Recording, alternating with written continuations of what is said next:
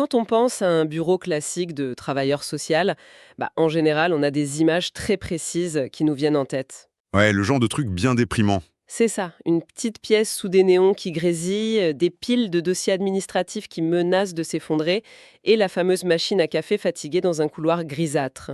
C'est clair. L'environnement purement fonctionnel par excellence. Et au final, c'est la ligne de front d'une société qui essaye, souvent avec zéro moyen, de colmater ses propres fractures. Exactement. Bon, maintenant, prenez tout ce concept et déplacez-le directement au cœur d'un volcan, dans l'antre d'un dragon noir millénaire.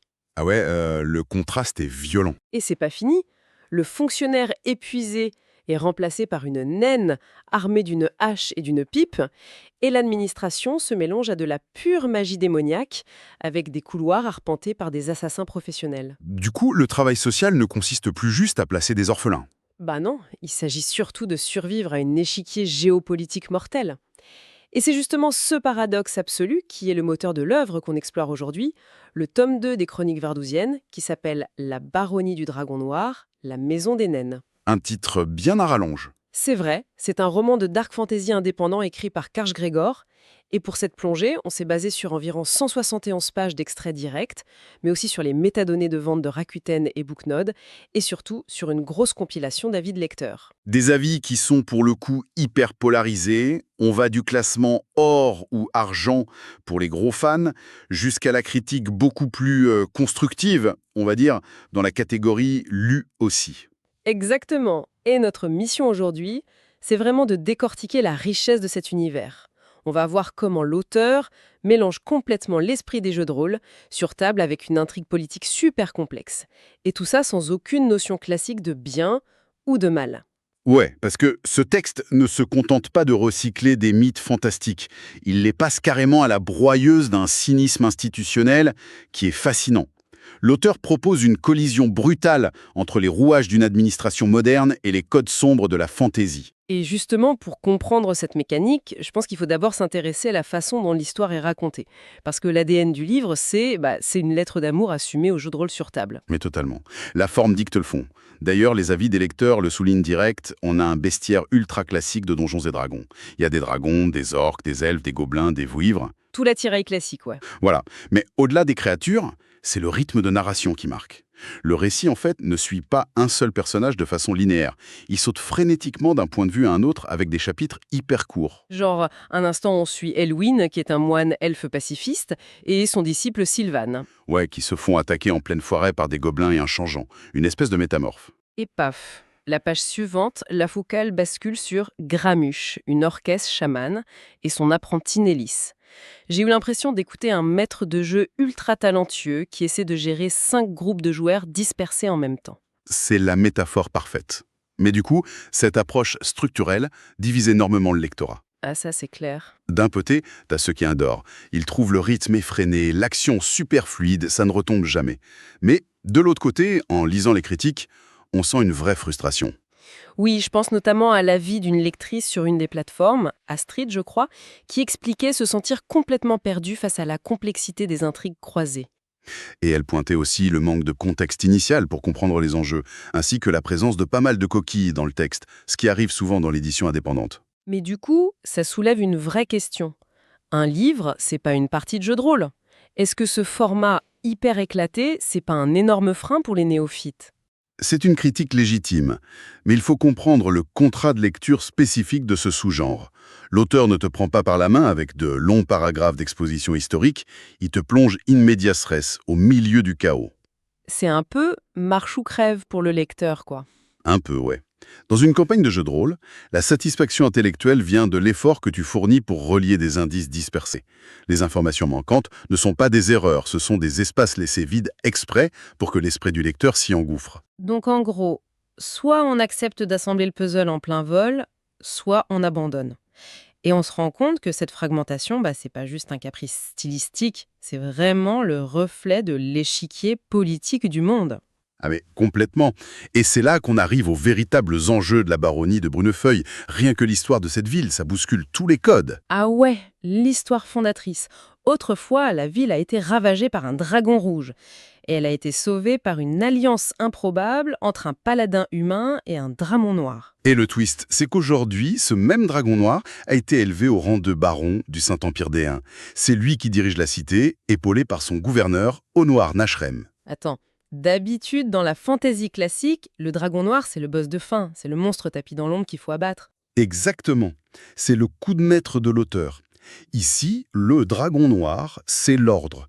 Il est le garant de la loi et de la stabilité de cet empire millénaire. C'est fou de se dire que l'horreur ne vient pas du monstre sauvage, mais du fait que ce monstre est devenu l'institution elle-même. Voilà.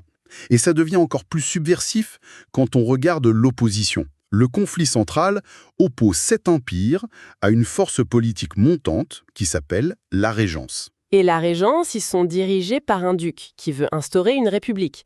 Et là encore, gros paradoxe. Dans 99% des œuvres, la République, c'est les gentils qui renversent un empire tyrannique. Sauf que là, pas du tout. Les méthodes de cette soi-disant république relèvent de la guerre asymétrique la plus crasse. Ah mais c'est clair, ils font froid dans le dos. Ils implantent des cellules de paysans antidéistes fanatisés pour saboter l'économie de l'intérieur. Et pire encore, ils remplacent la milice par une armée secrète composée d'orques génétiquement altérés et contrôlés par des elfes télépathes. Attends, des orques mutants? C'est de l'ingénierie génétique clandestine pour la cause républicaine, c'est dingue! Oui, et ça montre brillamment que dans cet univers, l'idéologie républicaine ou impériale, c'est juste un mot valise. C'est un prétexte cynique pour conquérir le pouvoir. C'est clair, l'idéologie est vidée de toute substance morale. Et d'ailleurs, pour maintenir l'ordre face à ça, l'Empire n'utilise pas des chevaliers blancs. Il privatise la violence. Absolument. La défense de l'ordre est sous-traitée à une compagnie de mercenaires privés, la fameuse Compagnie franche d'Albrecht. La privatisation de la défense par un dragon, il fallait y penser. Et pour illustrer tout ce gros conflit politique, le livre zoome sur une confrontation ultra spécifique. Un duel d'espions au sommet. Et quel duel! D'un côté, on a l'agent de la compagnie surnommé Mademoiselle. C'est une magicienne qui a mal tourné, devenue sorcellelle, et qui est décrite avec une aura qui rappelle carrément une succube. Elle s'occupe du contre-espionnage et des interrogatoires, et pour choper des infos sur le complot d'Arégence, elle s'embête pas avec la morale. Elle invoque tranquillement un démon nommé Balingue. Ouais, et elle négocie avec lui comme une courtière en assurance. Le démon lui balance le complot, et en échange, elle le libère de son asservissement. L'utilisation de la magie noire, pour elle, c'est juste logistique. C'est hyper pragmatique. Et face à elle, on a l'espion envoyé par la Régence. Il s'appelle Tekal et c'est un ombre miroir du clan Ardas. Petite parenthèse marrante, le clan Ardas aurait été fondé par un certain Grégor Cargé. L'auteur, Cargé Grégor, s'est auto-inséré dans sa propre mythologie. J'avais remarqué ça, c'est un petit clin d'œil sympa. Bref, Tikal n'est pas juste un produit déguisement.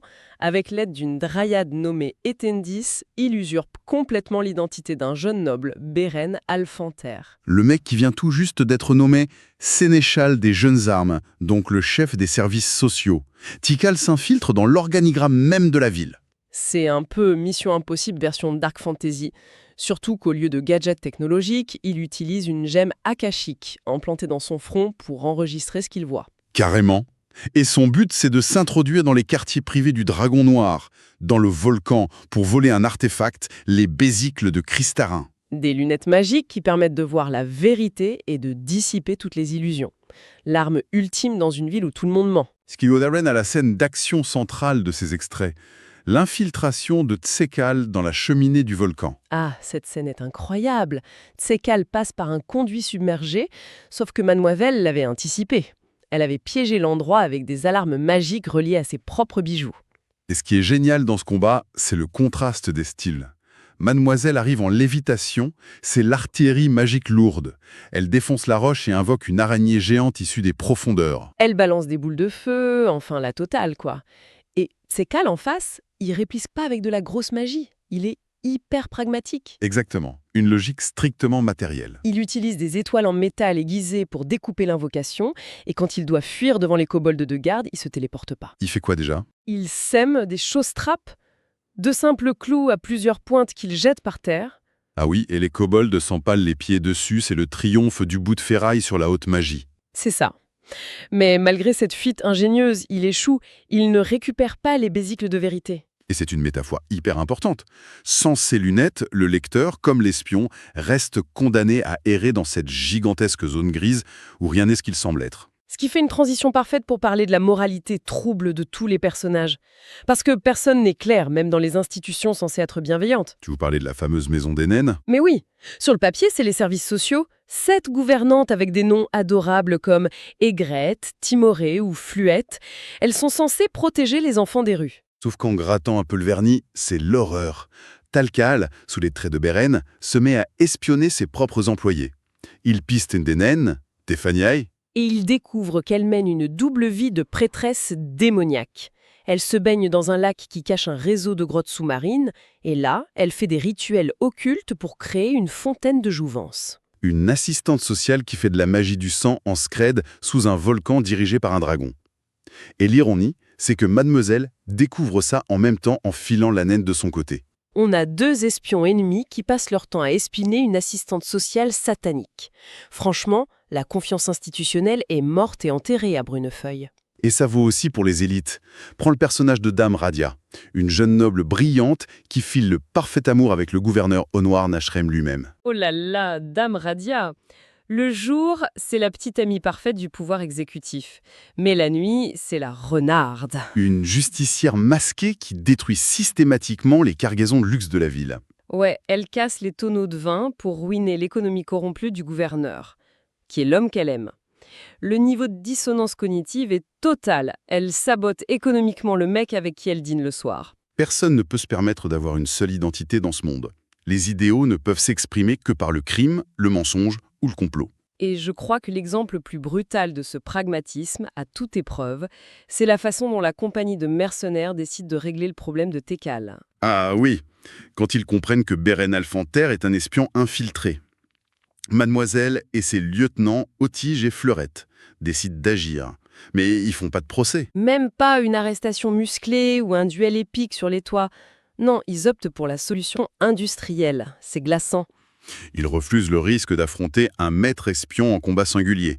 Donc, ils font quoi? Ils récupèrent de la poix, du goudron, bien inflammable, tiré des pins.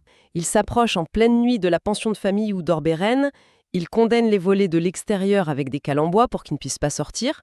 Ils badigeonnent le toit et les murs de goudron, et ils crament tout le bâtiment, pour tuer un seul homme. Ils brûlent vifs potentiellement des innocents dans leur sommeil, tout un immeuble juste pour éliminer un actif toxique. C'est de l'assassinat logistique. Et c'est ça qui est effrayant. Il n'y a aucune passion, aucune haine personnelle. Laisser l'espion en vie, ça menace le contrat de la compagnie avec le Dragon Noir. Donc c'est juste une décision économique. L'économie prime sur la morale. Et franchement, ça m'amène à me poser une question super naïve, mais indispensable. Est-ce qu'il y a seulement des héros dans cette histoire? Les mercenaires crament une auberge entière, les services sociaux font des rites démoniaques. L'auteur nous invite à abandonner purement et simplement les concepts de bien et de mal. Il n'y a pas de héros, il n'y a que des survivants. C'est ça la quintessence de la dark fantasy géopolitique. Et c'est ce qui fait la valeur de cette œuvre. Ça demande une lecture hyper active, c'est dense, c'est cynique, mais au final, on est récompensé par des scènes d'action mémorables. Complètement. Et ça résonne vachement avec notre monde moderne, mine de rien. Bon, nos administrations ne font pas de sacrifices dans des grottes, on est d'accord. J'espère bien, ouais. Mais cette intuition que, derrière les institutions politiques et sociales bien lisses, il y a des agendas cachés et des compromissions terrifiantes. Ça nous parle à tous. C'est l'anatomie de la corruption systémique enrobée dans un décor de fantasy. Mais bon, avant de se quitter, il y a quand même un truc qui me chiffonne. Un détail super glauque qui est laissé en suspens dans ces extraits. Les enfants disparus? Exactement. Au milieu de toutes ces magouilles politiques, il y a une vraie tragédie. Les orphelins de la ville disparaissent. Et ça rend la milice complètement parano.